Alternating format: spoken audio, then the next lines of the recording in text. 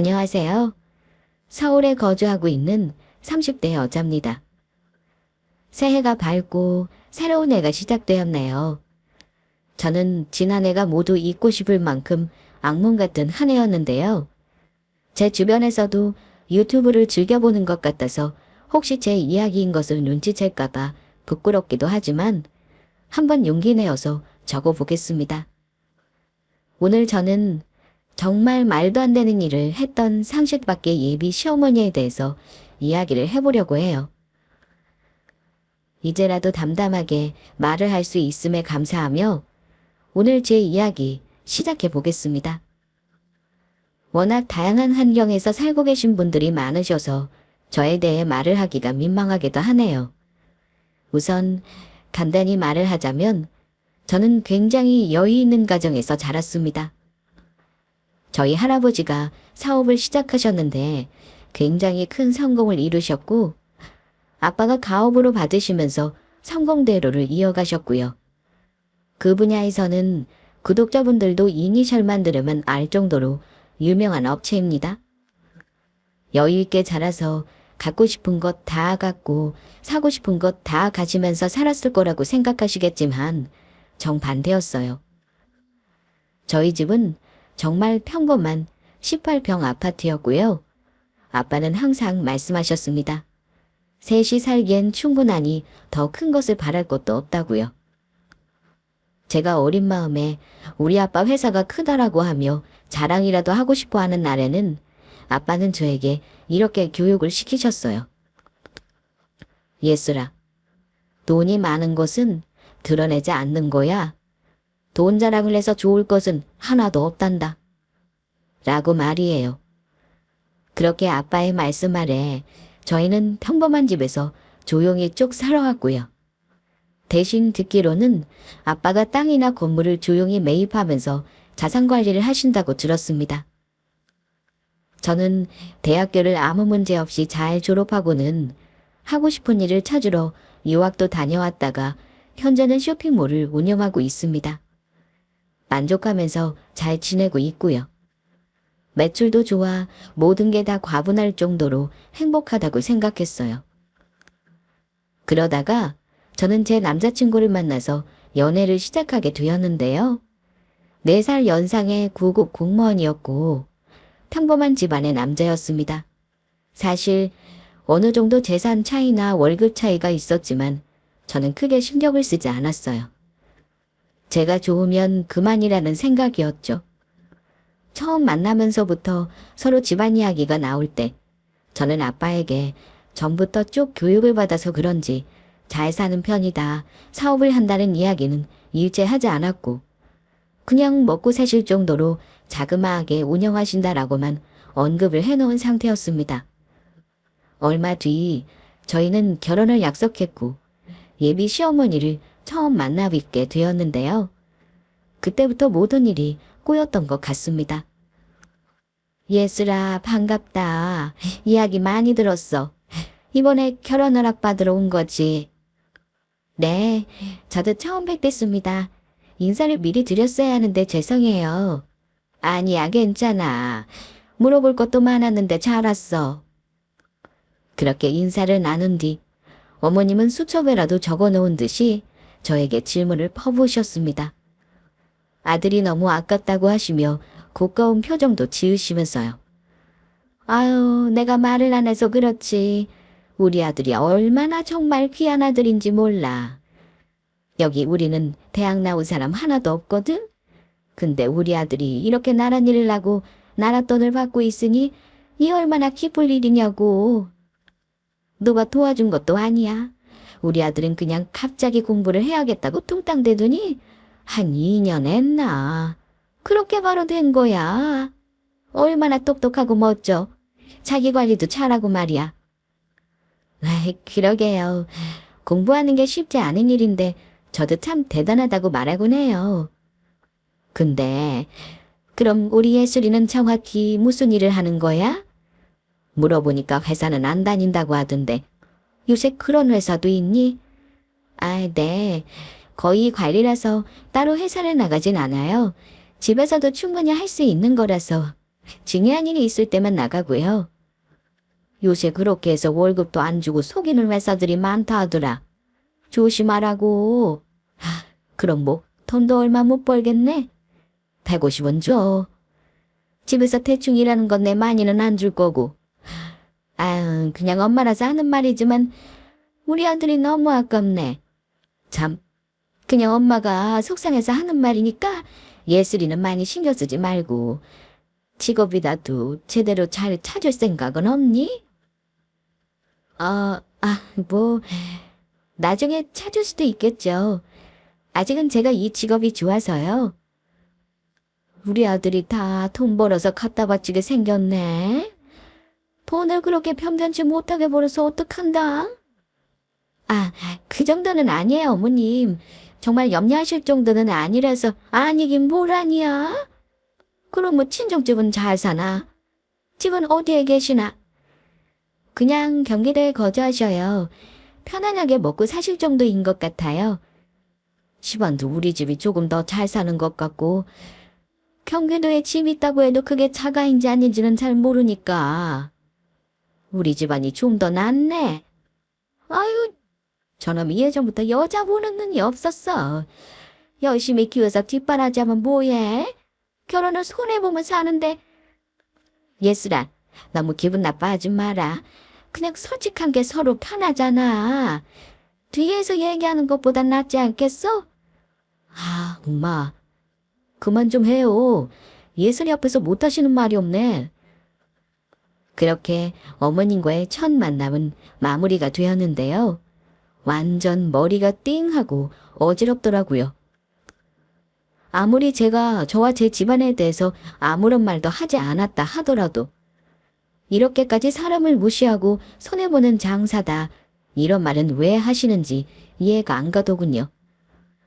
그런 말씀을 하시는 걸 보니 저는 더더욱 자세히 말을 하기가 싫었고요.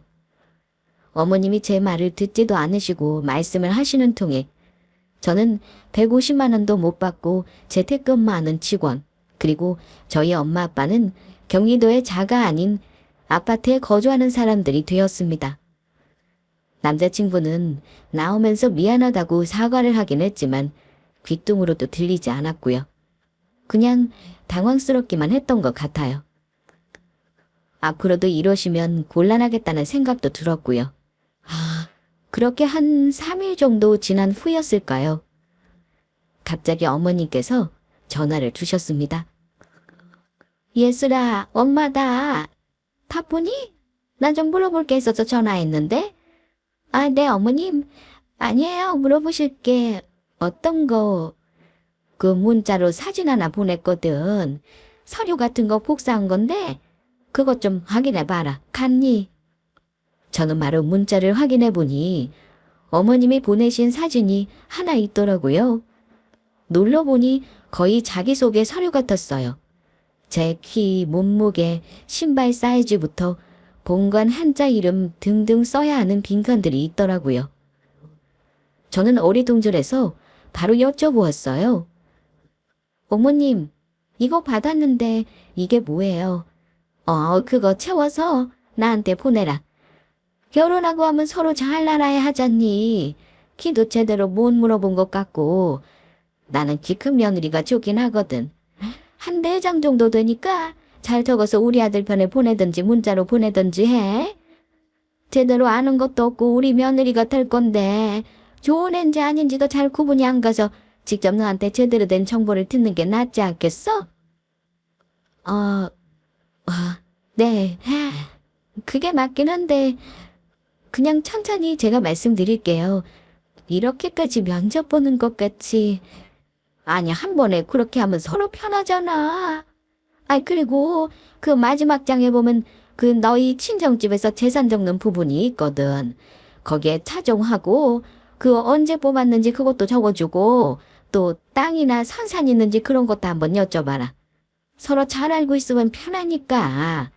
알겠지? 다른 건 다 알겠는데 이거는 제가 아빠한테 한 번도 들은 적이 없는 부분이라서요. 제가 여쭤보기도 민망하고 좀 그러네요. 이 부분은 이해 부탁드릴게요. 그래, 뭐, 너가 그렇다면 내가 생전내 때 물어보지 뭐. 대충 알고 있는 게 아예 없는 거야? 정말 아무것도 없는 집안인가 보구나.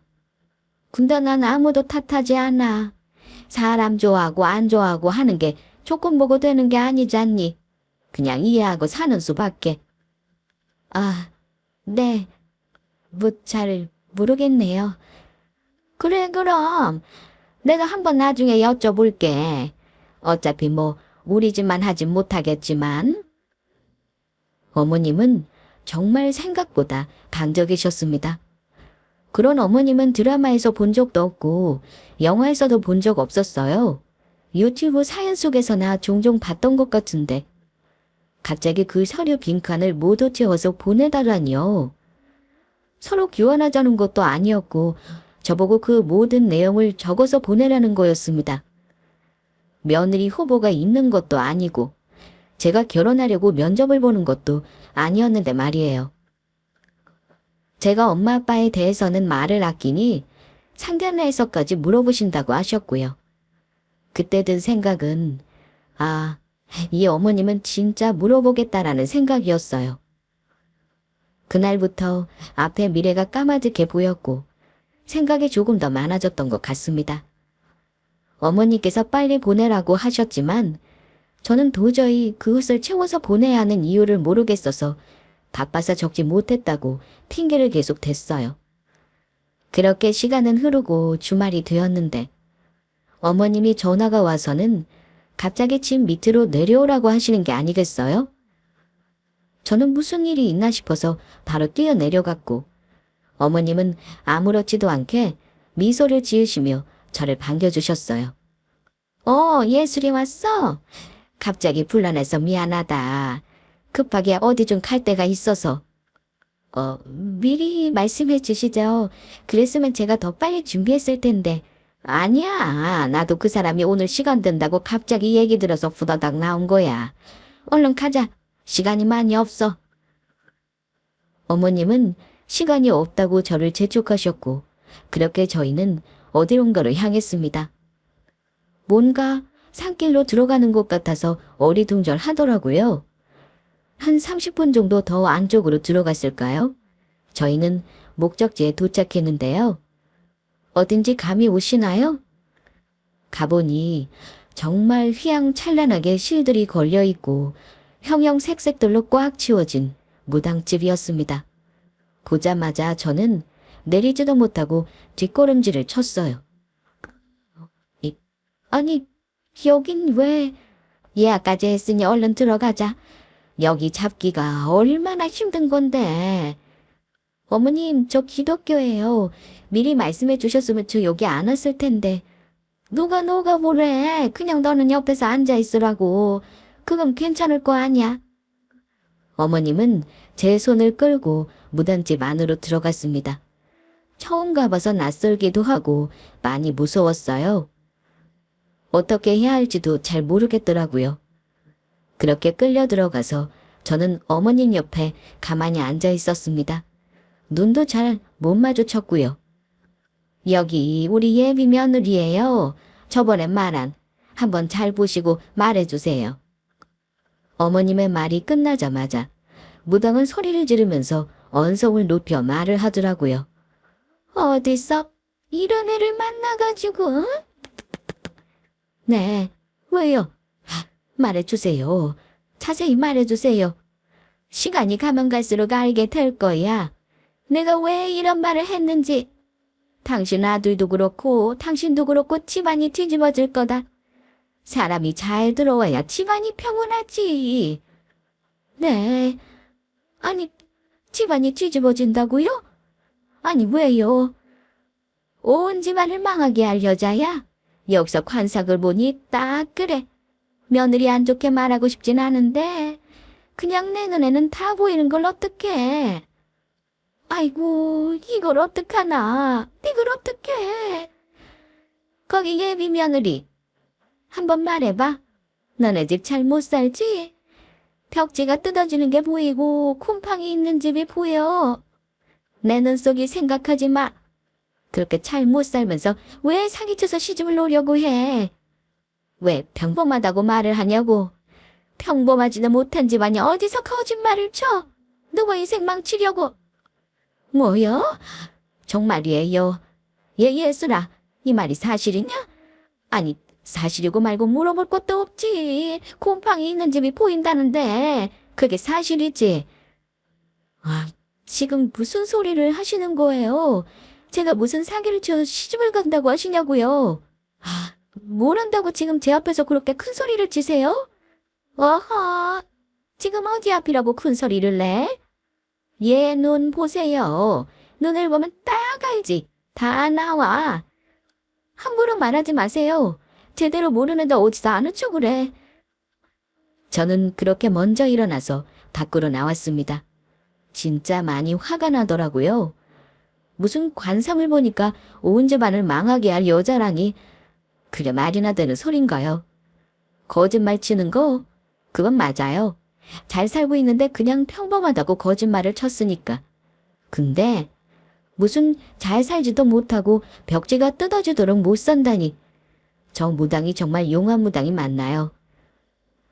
그렇게 밖에서 한참을 어이가 없어서 서 있는데 어머님이 빠른 걸음으로 저에게 다가오시더라고요. 예, 너무 기분 나빠하지 마라. 들을 건 듣고 안 들을 건 안 들으면 돼. 나도 정말 다 믿는 건 아니다. 그래도 혹시 모르니까 내 입장에서는 오고 싶었어. 너 관상도 볼 줄 안다고 하고 말이야. 집안 못 산다고 거짓말 쳤다고 한 거 그거는 한번 확인해보고 싶기도 하다. 무당이 하도 신신당부를 해서 그거 뭐 상견례 때 알아보면 되는 거니까 너무 신경 쓰지 않으마. 가자. 어머님, 정말 너무하세요. 지금 저를 급하다고 데리고 온 게 제 관상을 보는 무당집이에요? 미리 말씀이라도 해주시던지요. 갑자기 들어가서 저런 말을 들으니 너무 기분이 나빠요, 어머님. 뭘 그렇게 화를 내고 그러니? 저 정도는 엄마로서 물어보고 할 수도 있는 거 아니야?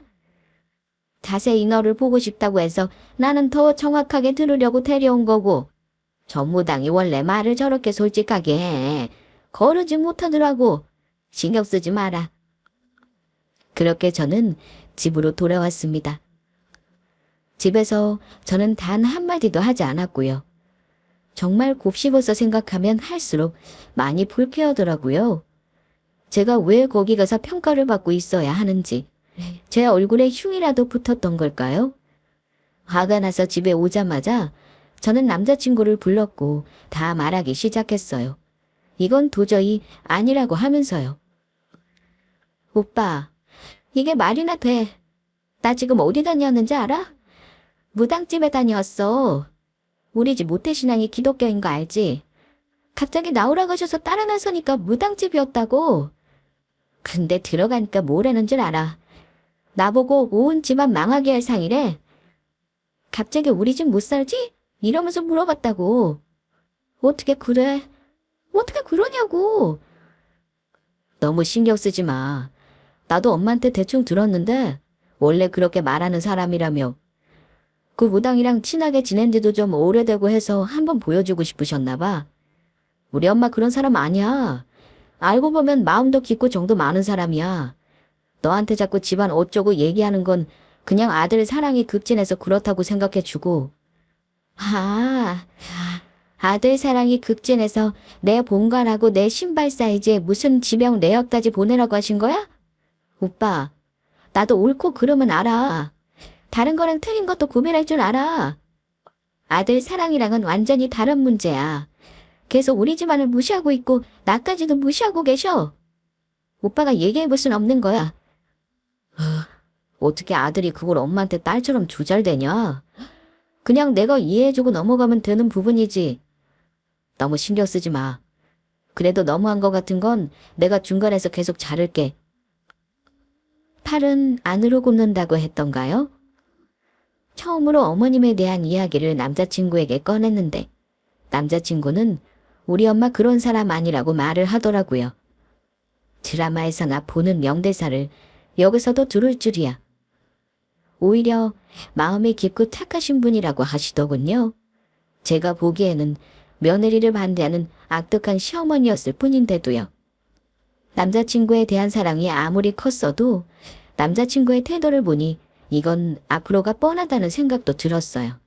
그 뒤로 남자친구도 아직은 저를 좋아했는지 본인이 심했다고 말하면서 저를 풀어주려고 노력했어요. 꽃에 선물에 자기가 잘하겠다고 엄마가 연락도 못하게 하겠다고 하면서 관계를 회복하려 했고요. 그렇게 어영부영 넘어가고 저는 생각을 곰곰이 해보고 있을 때 또 일은 터졌어요. 요새는 스마트폰이 잘 되어 있어서 저는 따로 카드를 가지고 다니지 않거든요. 그래서 더욱 지갑은 필요 없고요. 그런데 하루는 사무실에 나가서 일을 하고 있는데 카드가 필요해서 지갑을 열었는데 구석에서 못 보던 게 하나 있더라고요. 열어보니 부적 같은 거였어요. 저는 순간 누가 했는지 알 것 같기도 하고 화가 너무 많이 나서 바로 남자친구한테 전화를 걸었습니다. 오빠, 내 지갑에 지금 부적이 나왔어. 이거 오빠 알고 있었어? 몰랐어? 부적? 아, 나 진짜 아예 처음 들어. 아, 진짜. 알겠어, 끊어. 저는 바로 전화를 끊고 어머님한테 전화를 걸었습니다. 이런 일을 할 사람은 딱 어머님밖에 없다는 걸 여러분도 아시겠죠? 어머님, 지금 통화되시죠? 왜 제 지갑에 부적을 넣어두셨어요? 그거 빼지 마라. 이제 봤니? 어머님, 이거 무슨 부적이에요? 네? 아니, 저한테 말도 안 하시고 이렇게 넣어두시면 어떡해요? 너가 무당집만 가도 펄쩍 뛰는데 부적 갖고 다니려고 하면 퍽이나 알겠다고 하겠다. 아니, 이거 언제 해두신 건데요? 저번에 너 우리 집에 와서 화장실 갔을 때 몰래 넣어뒀어. 우리 아들도 모르는 거니까 뭐라고 하지 말고. 절대 빼지 마. 너한테 좋은 거야.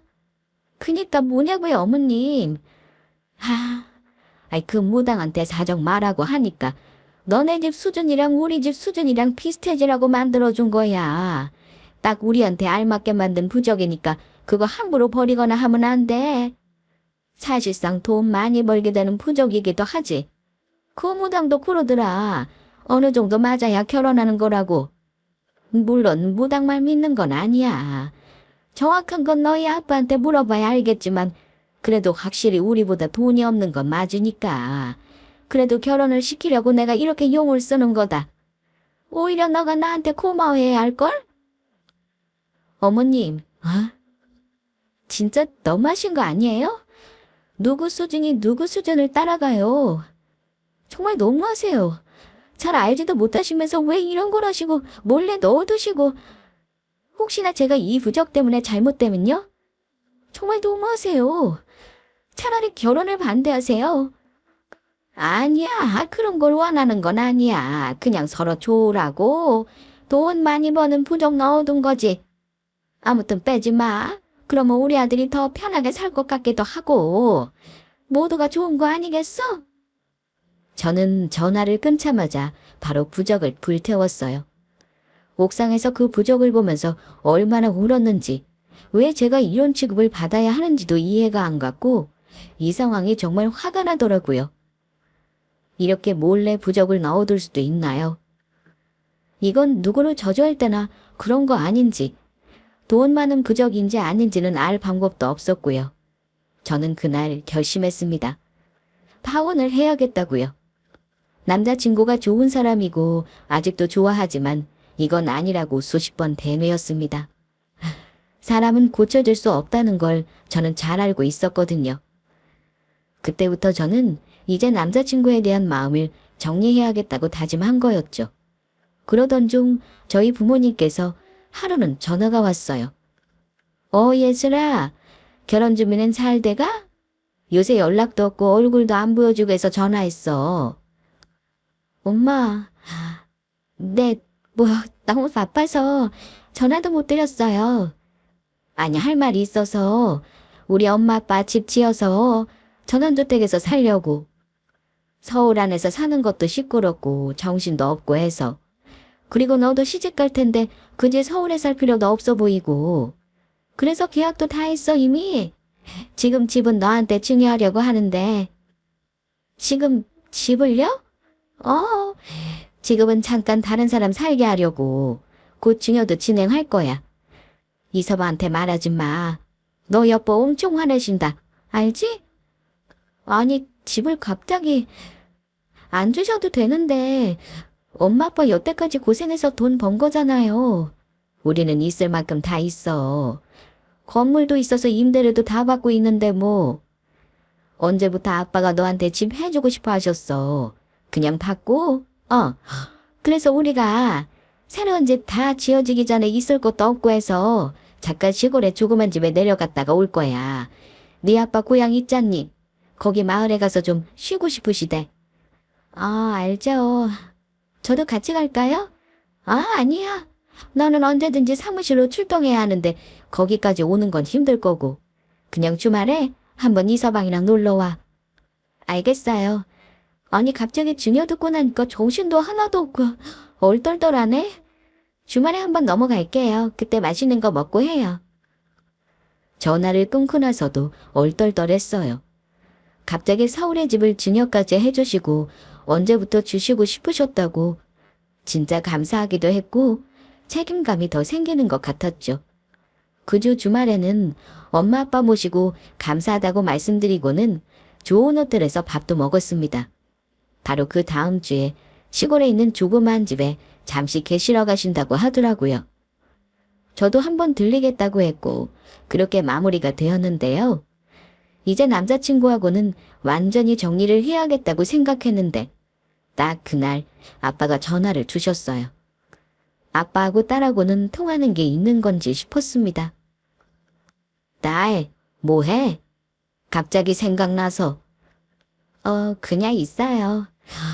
식사하셨어요? 했지. 근데 목소리가 왜 그래? 왜 이렇게 헛헛한 목소리야? 헛헛해서 그런가 봐요. 우리 아빠는 사업하는 사람이라 그런지 참 눈치가 빨라. 뭐가 헛헛한데? 결혼 준비도 잘 되어가고 있고 모든 게 다 완벽한데. 나 파혼하려고. 뭐? 아니 왜? 말하자면 길어요. 아빠가 그렇게 키워서 그런지 돈에 관해서는 아무 얘기도 안 했더니 내가 무슨 150만 원도 못 버는 사람 취급을 하시더라고요. 남자친구 어머님 말이에요. 집안도 수준 떨어진다고 우리 아들이 너무 아깝다는 말을 입에 달고 사시는 분이에요.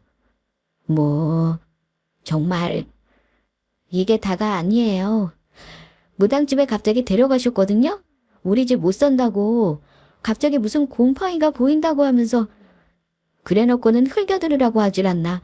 그리고 얼마 전에는 제 지갑에서 부적도 나왔다니까요? 아무리 생각해도 이렇게는 못 살 것 같아서. 그래서 파혼 그냥 하려고요. 예약도 한 거 많이 없어서 수수료도 안 들 거고. 지금 네가 말한 게 다 진짜냐? 네, 진짜 말하자면 길어요. 말끝마다 어찌나 무시를 하시던지. 내가 내 매출이라도 보여주고 싶더라니까요? 그럼 이렇게 그냥 끝낼 순 없지. 우리 가는 시골집 있잖니? 거기를 꼭 보여주고 싶거나 은근슬쩍 내가 전화해서 주소를 남기거나 할게. 그러면 아마 찾아올 것 같은데 본따를 보여주고 싶거나. 굳이 안 그러셔도 돼요. 오늘 그냥 헤어지자고 하면 돼요. 아니야. 그렇게 우리 딸이 무시당하고 헤어질 순 없지. 아빠가 다 생각이 있다. 내가 사부인한테 안부 겸 전화를 한번 하마. 그 전까지는 헤어지자고 말하지도 마라. 그냥 자연스럽게 행동해. 그리고 이번 주말에는 이서방이랑 꼭 내려와라. 네, 알겠어요. 아빠는 모든 이야기를 들으시더니 많이 화가 나신 것 같으셨어요. 꼭꼭 누르시고는 저에게 남자친구와 함께 이번 주말에 찾아오라고 말씀하셨죠. 어머님과는 따로 전화도 한 통 하신다고 했고요. 눈에는 눈, 이에는 이로 해야 한다고 생각하신 것 같았습니다. 굳이 그렇게 해야 할까 생각했지만 여태까지 아빠 말을 들어서 틀린 적은 단 한 번도 없었기에 알겠다고 말씀드리고는 헤어지지 않고 기다리고 있었고요. 그 뒤로 저희 아빠가 전화를 드리고 주소를 슬쩍 흘리니 어머님은 결혼하려나 보다 생각하고는 더 기세 등등하신 것까지 보였고 저를 무시하시는 건 더 심해지셨어요. 어느 날은 남자친구 친척들까지 다 만나는 자리라서 격식도 차려 예쁜 옷과 명품 가방을 들고 나갔는데 대놓고 뭐라고 하셨는지 아세요? 어머나, 예술아, 그건 명품 가방 아니니? 이걸 어디서 샀어? 이거 살 돈 있으면 모아서 우리 아들이나 줘. 우리 아들 앞으로 쭉 월급 받아서 다 갖다 바칠 거 아니냐? 근데 아무리 생각해도 이해가 안 가네. 너가 이런 돈이 어디 있어서 어디서 가방 하나 빌려왔나 보네. 그 모당이 들릴 리가 없지. 라고 하셨습니다. 그 많은 가족들 앞에서 말이에요. 저는 목 끝까지 그만 만나겠다고 그 잘난 아들 끼고 키우시라고 하고 싶었지만 아빠를 생각해서 참았습니다. 헤어지자 하지 말고 버티고 있으라고 하셨으니까요. 이렇게 글을 적어보니 제가 정말 어떻게 버텼나 싶네요. 남자친구가 제 편도 아니었는데 말이에요. 아빠하고 약속을 잡은 날이 다가왔습니다. 저도 그 시골의 작은 집은 한 번도 가보지 않아서 어떻게 생겼는지도 잘 몰랐어요. 어디인지 정확한 위치도 잘 몰랐고요. 저와 남자친구는 함께 그 집으로 향했는데요. 완전 시골길에다가 비포장도로라 남자친구는 멀미도 하고 난리도 아니었습니다. 아빠가 정말 동떨어진 곳에서 쉬고 싶다고 하시더니 그런 곳을 잘 고르신 것 같았어요. 그렇게 몇 시간을 달려서 도착한 곳에는 허름한 집이 한 채 있었습니다. 제가 보기에도 많이 낡고 오래된 집 같았어요. 깔끔하게 정돈도 해놓으신 듯 보였습니다. 뭔가 잠시 따뜻하고 조용하게 머무시기에는 딱인 집 같았어요. 뭔가 남자친구도 많이 놀란 것 같은 느낌을 전 그때 받았습니다. 그때 저희 아빠께서는 텃밭을 가꾸던 복장으로 흙을 잔뜩 묻히신 채로 저희를 반겨주셨어요. 아빠가 고구마 농사를 짓는 게 꿈이라고 하셨거든요. 아이고, 우리 딸 왔어? 이서방도 왔나? 어서 들어오게. 오늘하고 고생했어. 아니에요. 우와, 아빠. 고구마 농사도 지으시고 하시고 싶으신 거 다 하시니 너무 보기 좋아요. 그렇게 인사를 하고는 다 같이 방에 모이게 되었습니다. 그리고는 저희 아빠가 혼잣말로 중얼거리기 시작하셨죠. 올 때가 됐는데. 네, 두고 50분이 더 계세요. 저는 아무것도 모르고 주위를 둘러보고 있었는데 차가 마당으로 들어오는 소리가 들리더라고요. 그리고는 또각또각 구두 소리가 들렸죠. 어머님이 틀림없었어요. 안녕하세요. 약속이 없는데 이렇게 불쑥 찾아와도 되나 몰라요. 아유, 말씀도 안 하시고 어쩐 일이세요? 이렇게 누추한 곳에. 그러게요. 많이 누추하긴 하네요. 생각보다. 너무 소소하게 사시는 거 아니에요?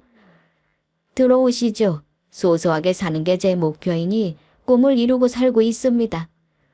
아, 거기 좀 치워주시겠어요? 이 옷이 비싼 거라 흙을 묻히긴 싫어서. 아유, 이건 또 뭔 냄새야. 완전 시골 냄새잖아. 아유, 머리야. 시골은 처음이신가 봐요. 고향이 서울이세요? 아빠의 질문이 무색하게 주위를 둘러보던 어머님은 한 소리를 중얼대시더군요. 아, 역시 못 사는 집이었네. 야, 고길 차렸네. 이라고요. 아빠는 역시 올 줄 알았다는 얼굴이셨어요. 저는 알았죠. 이 모든 게 아빠 계획 안에 있었음을. 아니, 여기서 정말 사시는 거예요? 이거 기울어진 정도가 아니라 우리 아들이 먹여 살려야 하는 정도네. 예슬아, 너 그저 아직 하고 다니는 거 맞지? 아니면 이렇게까지 수준이 안 맞을 수가 있어. 결혼 생각 좀 해봐야겠네.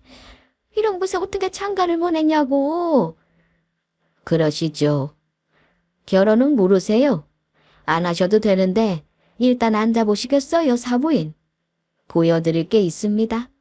그렇게 아빠는 서류 봉투를 꺼냈고 그 안에는 엄청난 것들이 담겨져 있었습니다. 바로 아빠의 재산 내역들이 모두 서류화되어 있었죠. 거기 천천히 살펴보시면 어떤 상황인지 이해가 가실 겁니다. 제 회사 이름도 거기 있는데 많이 들어보시지 않으셨어요? 저희 아버지 때부터 가업을 이어받아서 하는 거라 꽤 오래된 기업이긴 합니다만. 네. 아니 그 기업이 사돈어른 거라고요? 아유, 많이 놀라셨나 보네. 그리고 거기 서류 보시면 제가 이번에 우리 딸한테 증여한 아파트 시세도 나옵니다. 너무 예쁘고 귀한 딸이라 이런 것도 안 주고 넘기면 섭하죠. 방금 결혼 모른다고 하셨죠? 그 말 꼭 지키셔야 합니다. 안타깝네요. 아들 가지고 장사하다가 완전히 실패하셨어요. 좀 멀리 좀 보시고 깊게 생각 좀 해보시지 그러셨어요. 요새 집에서 일하면 다 월급 150도 못 받는 거고 돈 자랑하라면 다 가난한 사람들입니까? 요즘 시대가 그래요? 결혼했으면 그 집으로 서울 중심에서 그쪽 아들이랑 시작했을 수도 있었겠네. 아니 그게 아니다. 뭔가 오해가. 무슨 오해요? 전 알고 있었습니다. 이렇게 상식 밖으로 행동하는 사람이면 주소를 보고는 무조건 찾아올 거라고 생각했거든요. 방금 오신 대로 무작정이요. 제가 조금 무리하긴 했죠. 아들, 너가 빨리 말해봐. 그게 아니라고. 아니 예슬아, 지금 이게 무슨 소리야? 우리 엄마 원래 좀 유별난 거 알잖아. 엄마가 그랬다고 우리가 어떻게 끝내? 그런 거 아니지. 우리는 정리된 거 아니지? 우리 아빠가 하는 말 못 들었어? 끝내야지. 나도 얼마나 고대하던 순간인지. 할 말이 너무 많아서 뭐부터 말을 해야 할지도 모르겠다. 너가 생각하기엔 이게 정상이야. 너 너희 엄마 편들었잖아. 착하고 순한 분이라며. 그냥 아들 사랑이 끔찍하다고 생각하라고. 참나. 그렇게 착해서 억지로 무당집에 데려가? 그리고 사람 몰래 부적을 넣어두고? 너 그것도 엄마한테 말하지도 않았지? 뭐라 하지도 않았지? 내가 진짜 어이가 없어가지고. 내가 내 회사 매출 입 다물고 있고 우리 아빠 사업 얘기도 안 하니까 너도 나 무시했던 거 맞잖아. 너는 뭐 돈 많이 벌어. 너는 돈 200 못 벌잖아. 아니 나는 그게 아니라 그냥 정말 엄마가 그렇게까지 할 줄은 몰랐어. 그리고 어머님, 그렇게 사람 무시하는 거 아니에요. 친척들 만나재서 겨우 나갔더니 뭐라고요. 이런 돈이 어디서 있어서 사냐고요. 빌린 거 아니냐고요. 참, 나 진짜. 본가에는 가방 더 많아요. 어머님이라고 하기도 싫네. 아줌마, 어디서 와가지고 부자인 척 행세를 해요? 뭐 얼마나 부자이시길래. 집 하나 있으신 거잖아요. 여기 아빠가 보여준 서류에 다 있네요. 이거 저희 아빠 기업 맞고요. 아빠 땅이랑 건물 이거 있는 거 보이시죠? 저는 그 아빠가 준 서울집 있고요. 여기 제 회사 매출도 있네요. 이번 겨울에 워낙 잘 팔리긴 했어요. 매출도 완전 상승곡선인데. 진짜 어떡해요? 오빠가 저보다 못 벌어도 저 뒤에서 받쳐주면서 다 할 자신 있었거든요. 근데 뭐 자기 복을 자기가 찾지. 그리고 자기 엄마가 찾지. 팔자가 거기까지인가 보죠? 그러자 어머님은 서류를 보면서 놀란 입을 다물지를 못하시더라고요. 놀라서 손을 떠시면서 저에게 사과를 했습니다. 아이고, 예슬아 미안하다. 내가 실수했다. 이걸 어쩌지. 어떻게 내가 예슬이 마음을 풀어줄 수 있을까? 그 무당도 그냥 나는 한번 가보자는 거였지 악의는 없었다. 부족도 정말 너희 둘이 행복하길 바라는 마음에서였어. 내가 말이 안 좋게 나갈 때도 있었지만 진심인 적은 단 한 번도 없었다. 오해하지 말아주렴. 다시 한 번만 우리 아들 생각해주면 안 되겠니? 사랑하잖아 너희. 아기가 없었다고요. 우리 아들이 아까워 죽겠다고 수준이 안 맞는다고 한 게 악의가 없는 건가요? 아, 맞다. 처음에 무슨 서류 4장도 보내셨잖아요. 당신 아들은 알고 있나 몰라. 내가 자산을 왜 다 적어 보내서 당신한테 내요. 무슨 면접 봐요. 누가 당신 아들 좋다고 쫓아다닌다고. 아, 제 신발 사이즈는 왜 궁금하고 아빠 차는 대체 왜 궁금하세요? 그걸로 뭐 점수 매겨요. 아, 주제를 좀 아세요. 제발요. 어디 이거 사연으로 써도 1등으로 당첨될 것 같다고요? 뭐, 엄마, 진짜요? 무슨 서류까지 보내서 애를 달달 볶았어. 아니, 신발 사이즈랑 아버님 차는 왜 또 물어봤어? 엄마, 제발 왜 그래? 왜 자꾸 내 인생을 망치냐고. 아이, 그냥 만나게 뒀으면 이럴 일도 없었잖아. 날 잘 감싸주고 보듬어주는 사람이었다고. 이대로 파혼하면 나 진짜 엄마 다시는 안 봐. 알겠어? 아이고, 예수다. 사돈어른, 진짜 제가 어떻게 하면 될까요? 이 아들한테도 버림받을 제가 불쌍하지 않으세요? 제발 부탁드리겠습니다. 절 용서해 주세요. 이렇게 부자인 줄도 모르고 제가 마음대로 못되게 굴었습니다. 사실 그 부적도 수준 맞게 만들어주는 부적이 아닙니다. 우리 아들한테서 떨어지라는 부적이었어요. 정말, 자, 이제 한치의 거짓말도 없습니다. 제발요. 아, 그 부적 때문에 제가 떨어져 나갔나 봐요. 감사해요. 아, 그리고 그 무당한테 자주 가지 마세요. 무슨 곰팡이가 보인다고요? 벽지가 뜯어졌다고요. 여태까지 서울 중심 아파트에서 누구보다 떵떵거리고 잘 살았는데 무슨 소리예요. 다 참 어이가 없어가지고. 제가 입이 없어서 여태까지 말 안 했는 줄 아세요. 오빠도 잘 들어. 너랑 나도 끝이고. 알아서 다 정리하자. 파혼이야. 끝이라고. 이 집에서 당장 나가. 아직도 아줌마가 여기 들어와서 지운 얼굴 표정이 눈에 선해요. 알아요? 끔찍할 테니 나가라고요. 그렇게 저는 둘을 내쫓았고 놀란 가슴을 진정시키려 한참을 앉아 있었습니다. 아빠는 아무런 말도 없이 저를 꼭 안아주셨고 저는 그렇게 헤어졌습니다. 그 뒤로 어머님과 전 남자친구는 계속해서 제 집 앞에 무릎을 꿇고 앉아있곤 했어요.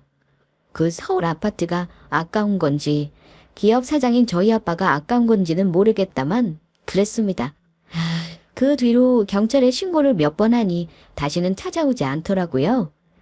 지인을 통해 이야기를 들으니 남자친구는 계속 술독에 빠져 살고 있다고 했고 엄마와도 연을 끊었다고 하더군요.